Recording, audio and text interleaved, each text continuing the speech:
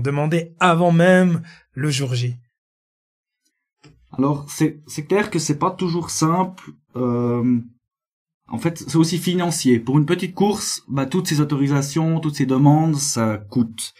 Notre but à nous, c'est pas de gagner de l'argent avec cette course, mais c'est clair qu'on est obligé de travailler avec quelques sponsors qui nous soutiennent, en fait, pour qu'on rentre dans nos frais. Notre idéologie de la course, elle est assez simple. C'est une inscription pas trop chère. On est à 35 francs avec un prix souvenir et le repas inclus. Donc, il reste pas des masses de marge pour payer des autorisations à gauche et à droite.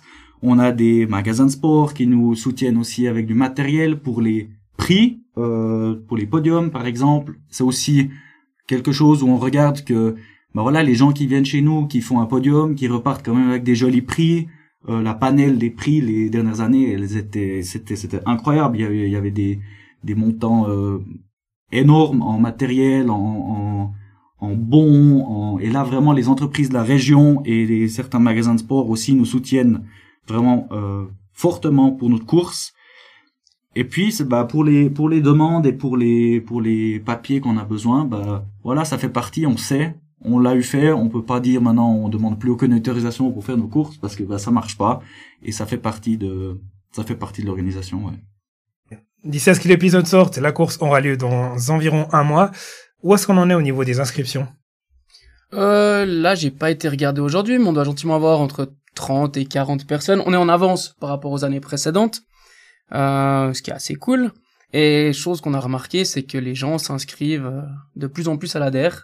Alors on a notre groupe de fidèles qui sont toujours inscrits le lendemain de l'ouverture des inscriptions. Et ce groupe de fidèles s'étale un peu sur les 2-3 premières semaines.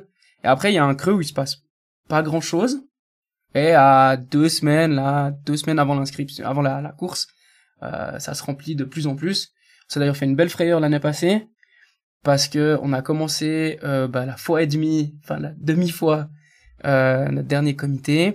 On commence le comité, on était à 89 inscrits, sachant qu'on peut accueillir 100 personnes.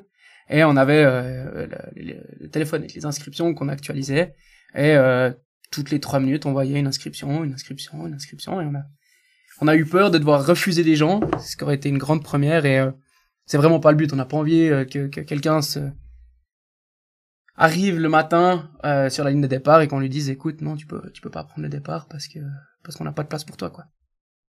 Pour nous, c'est aussi important. En fait, ce départ en ligne, il permet une très grande flexibilité. Donc, il y a la possibilité même de venir le matin même au départ et d'avoir son dossard et de pouvoir participer.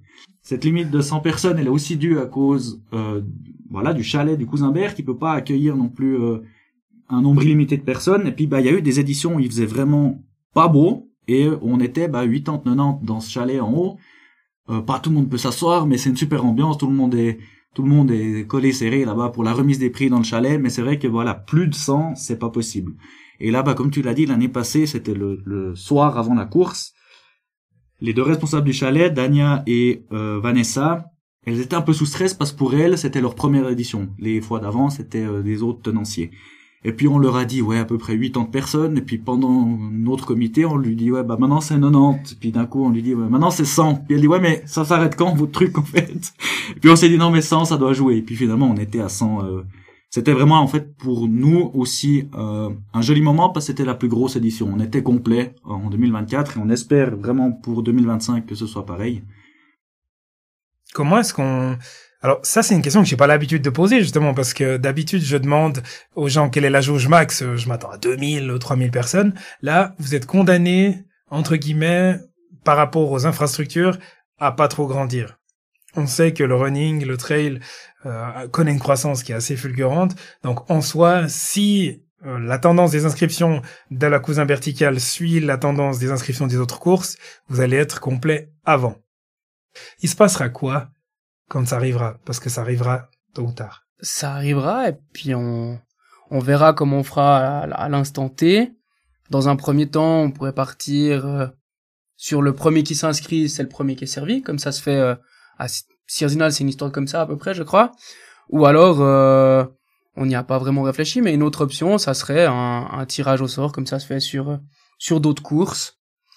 À voir. C'est un sujet qu'on n'a pas évoqué. c'est un sujet qu'on pourrait évoquer, mais on s'est pas encore posé la question, pour être très honnête. Pour cette édition 2025, c'est assez simple. Les inscriptions sont ouvertes, les personnes inscrites, elles sont sur le site, sur la liste de départ, et elles sont inscrites. Mais c'est vrai que c'est un point qu'on va devoir travailler dans les prochaines années. Et la limite de 100, elle va pas être déplacée.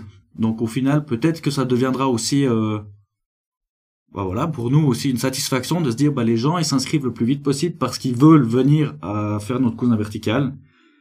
Et ils s'inscriront peut-être un peu plus rapidement que 2 semaines avant la course, qui est pour nous aussi finalement pas plus mal parce qu'on sait à quoi s'attendre, on sait combien de personnes.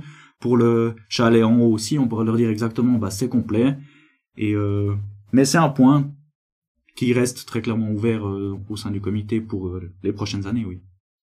Maintenant que je vous ai mis sous stress en vous prédisant une édition sold out et puis des problèmes à venir, vient finalement la partie de l'appel à l'action, parce que là, pour le moment, vous avez 30 inscrits.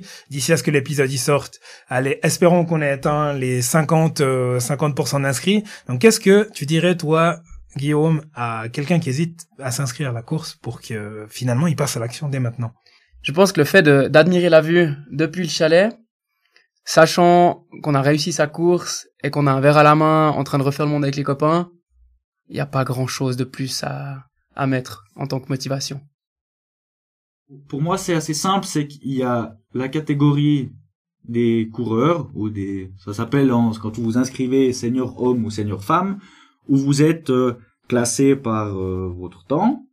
Et puis, il y a la catégorie populaire, où le classement se fait par ordre alphabétique. Donc, vous avez votre temps, mais il n'y a pas de classement par temps, et c'est vraiment, le but, c'est de se lever le matin, de passer un défi, de faire cette montée et de profiter de la journée. Et puis, il y en a des comme ça, ils font quasiment pas de sport ou très peu de sport durant toute l'année, mais ils s'inscrivent une fois par année à notre course. Et puis, c'est leur challenge de dire, je suis de nouveau arrivé en haut, et puis mon temps, en fait, il s'améliore ou il se dégrade. Et c'est ça qui est joli, il n'y a pas de pression à avoir. Il y a des gens qui font, on a parlé de record avant, c'est clair que ça peut être source de peur, de dire, mais moi jamais 28-38, mais il y a le 95% des gens, ce sera jamais 28-38, mais on peut faire 1 heure, 1 heure et demie. Il y a eu des éditions où il y a des personnes qui sont montées en 2 heures parce que, au chalet du milieu de parcours, ils se sont dit, on s'arrête, on mange un truc, on boit quelque chose, puis on finit la course. Et c'est vraiment ce mix entre populaire, qui sont là pour profiter de faire leur challenge, de monter et puis ensuite d'être au Cousinbert pour une chouette après-midi et journée.